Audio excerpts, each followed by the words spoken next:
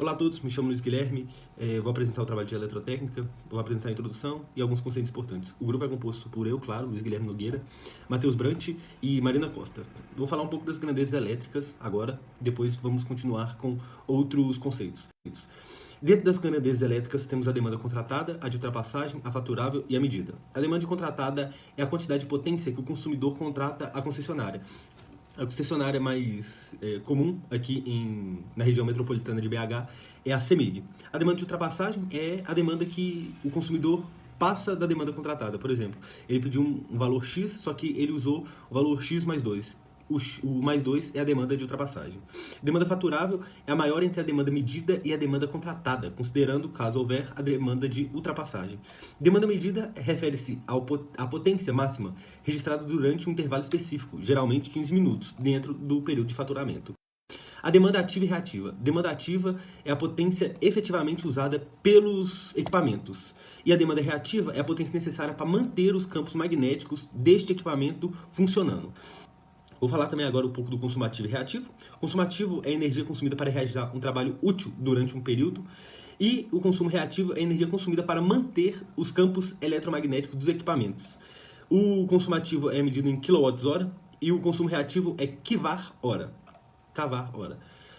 Vou falar um pouco da demanda reativa. É a parte da demanda que excede o limite predefinido da concessionária. O consumo reativo excedente é similar à demanda reativa excedente, e é o consumo reativo que ultrapassa o valor permitido. Também temos o fator de potência, claro, que é a relação entre a potência ativa e a potência aparente, indicando a eficiência do uso de energia elétrica. Normalmente é definido na legislação brasileira do fator de potência ser 0,92. Se ficar abaixo, a empresa ou a pessoa estará sujeito a cobranças adicionais. O fator de carga é a relação, também temos fator de carga, perdão, é a relação entre a demanda medida e a demanda máxima em um período específico, medindo como a carga elétrica é distribuída ao longo do tempo. Também temos as unidades específicas, o FDR, o FR e DMCR, sendo a UFDR a unidade medida para calcular a quantidade de demanda reativa faturada, o FER é unidade de medida para calcular a quantidade de energia reativa consumida e faturada, e tem a DMCR, que é o valor máximo de demanda reativa acordado em contrato com a concessionária. Eu vou falar um pouco dos consumidores agora, sendo ele definido em grupo A e o grupo B. O grupo A são os consumidores atendidos em alta tensão, igual ou superior a 2 kV, e o grupo B são consumidores atendidos em baixas tensões, inferiores a 2,3 kV. O subgrupo do B1, que no caso é o grupo B agora, são eles residencial, o subgrupo 2, que é o rural, o subgrupo 3 são demais classes e o subgrupo 4 é a iluminação pública. Eu vou falar um pouco da estrutura tarifária. A estrutura tarifária ela é composta por tarifas fixas, que não variam ao longo do dia ou do ano. Tem a tarifa verde, que é a tarifa que varia conforme o horário, sendo eles um mais caro, outro mais barato. O azul, que é similar à verde, mas com a maior diferenciação entre os horários de ponta e fora de ponta. Também temos as bandeiras tarifárias, que são elas 3 bandeiras, sendo a verde, a amarela e a vermelha, sendo a verde a mais tranquila, que é a tarifa básica normal, a amarela, que é o custo intermediário, que você paga um valorzinho por ela, e tem a vermelha, que o custo é o elevado. Vou falar aqui agora um pouco sobre a questão da análise da fatura. Né? Esse é um tema um pouco simples, mas acho que a gente achou muito importante colocar por conta de que é algo muito dia a dia e a gente precisa saber um pouco disso, né? Querendo ou não. E muitos desses itens não estão explicitamente escritos na nossa fatura, mas esses podem ser relações entre itens, né? E o primeiro item que a gente tem é a demanda contratada, que ela também não está explícita, mas ela é basicamente a subtração entre a demanda ativa total e a demanda de ultrapassagem. E essa demanda ativa total, ela é uma soma da demanda ativa mais a demanda de ultrapassagem. Sendo essas duas demandas que eu citei, a ativa e de ultrapassagem, o item 1 e 2, respectivamente, da nossa fatura. Também vou citar aqui um pouco a demanda faturável, que é basicamente a comparação entre a demanda medida e a demanda contratada. O maior valor desses vai ser o que vai aparecer na sua fatura. E a gente também tem a demanda medida, que também não aparece especificamente na nossa conta, mas é a potência máxima registrada durante um intervalo de tempo específico, que geralmente é de 15 minutos dentro de um período do faturamento. E a gente tem a demanda reativa, que também não aparece especificamente na nossa conta. O consumo ativo, que aparece especificamente na nossa conta, que no caso é o consumo ativo em HP, que é o cavalo vapor, e o consumo ativo em HFP, que é o consumo basicamente usado para fábricas, para consumidores industriais, né? No caso, ele geralmente é chamado de alto faturamento de potência.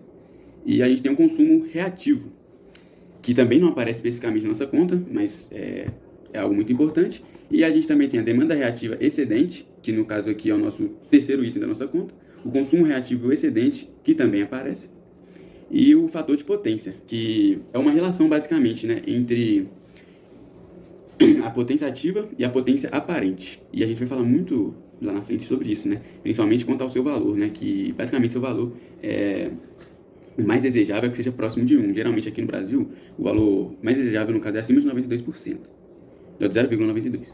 E a gente tem um fator de carga também, que é a relação entre a demanda média e a demanda máxima em um período específico.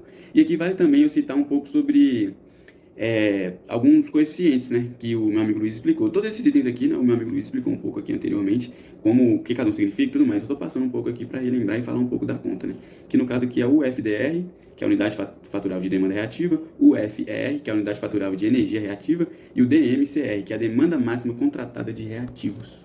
E faltou falar aqui, né, um pouquinho do fator de potência, né, que eu disse que o seu valor ele varia de 0 até 1, e o seu valor desejável é acima de 0,92, que é aquela relação que eu disse, né, entre a potência, entre as duas potências.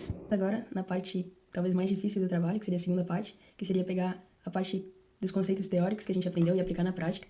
Então, seria a parte mais complexa do trabalho, e eu vou tentar detalhar o que a gente fez, as contas, o raciocínio que a gente teve. Claro que eu não vou conseguir fazer tudo detalhado, porque levaria muito tempo, mas vai estar tudo explicado no documento escrito que a gente vai disponibilizar, vai estar tudo explicadinho lá.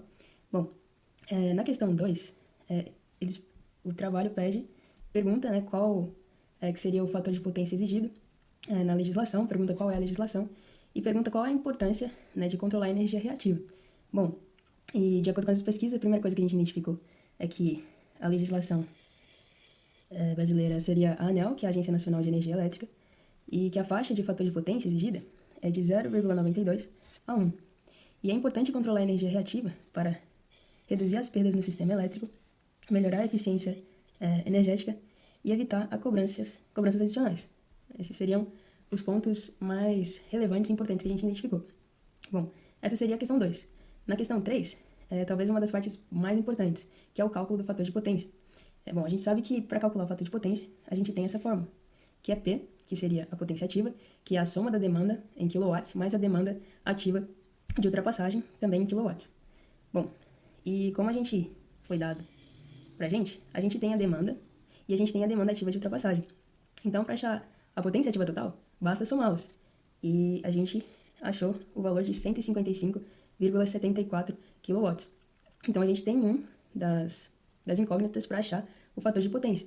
Porém, a gente precisa do módulo de S, que é definido por essa fórmula, que é a potência ativa ao quadrado mais a potência reativa ao quadrado. Isso tudo, a gente tiraria a raiz e acharia o módulo de S.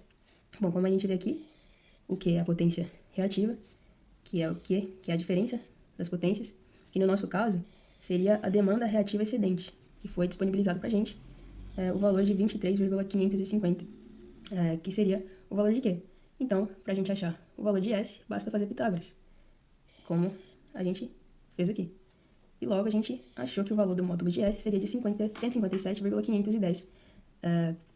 E com as duas incógnitas, a gente consegue agora achar o fator de potência, que é só substituir na fórmula, né? Que seria a potência ativa dividida pelo módulo de S.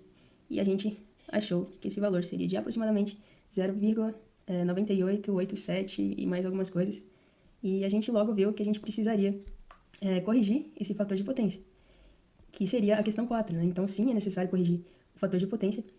E a gente fez da seguinte maneira. A gente tem o valor de P2, que é o que a gente achou, que seria a potência ativa, que a gente achou de 155,74. E a gente tem o fator de potência também, que a gente acabou de identificar. Com isso, a gente consegue achar o módulo de S2. Basta a gente usar essa fórmula. E como a gente vê aqui embaixo, a gente acha o valor de 169,283. E com esse valor, a gente consegue achar uma das coisas muito importantes que a gente precisa ter na conta, que é o Q2, fazendo novamente Pitágoras. Que a gente pode ver pelo o triângulo que a gente fez aqui. E a gente identificou que Q2, fazendo Pitágoras, seria 63,94. E para finalizar também, a gente consegue achar também, por meio do triângulo, o valor de θ, que seria o arco tangente do cateto oposto sobre o cateto adjacente, que seria o Q2, que a gente acabou de achar, e o P2, que a gente achou anteriormente.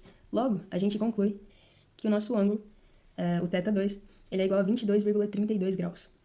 Bom, em seguida, por meio dessa conta, a gente consegue fazer um outro triângulo, que seria parecido, mas com os valores originais. E a gente tem aqui Q1, a gente quer achar Q1, a gente já tem o valor do QC menos o Q2, que a gente acabou de achar. Então, a gente consegue achar o Q1, que seria de 87,498. Né? E com o valor de Q1, a gente consegue fazer Pitágoras novamente e achar esse 1, como a gente vê aqui. A gente achou o valor de 178,636. E novamente a gente faz o arco tangente e acha o ângulo que a gente achou de 29,328. E bom, finalizando, a gente pode juntar esses dois triângulos, né, que seria a correção. Né? Então a gente consegue juntar os dois triângulos. Um ponto muito importante que a gente identifica para fazer as contas é que P1 é igual a P2, ele não muda. Bom, tentando ser o mais breve possível, a gente já tem o valor de QC, foi disponibilizado, logo a gente consegue achar a capacitância, que é calculada por QF, dividido por VL ao quadrado vezes ômega. Então, QF seria QC dividido por 3, daria aí o valor de 7,85. Logo a gente coloca na fórmula, né, a gente acha VL, eleva ele ao quadrado, o ômega ele vai ser 2π vezes a frequência. No Brasil a gente utiliza mais ou menos 60 Hz, então a gente colocou essa frequência. Logo, a gente conseguiu achar esse valor de 109,340 micro Fs.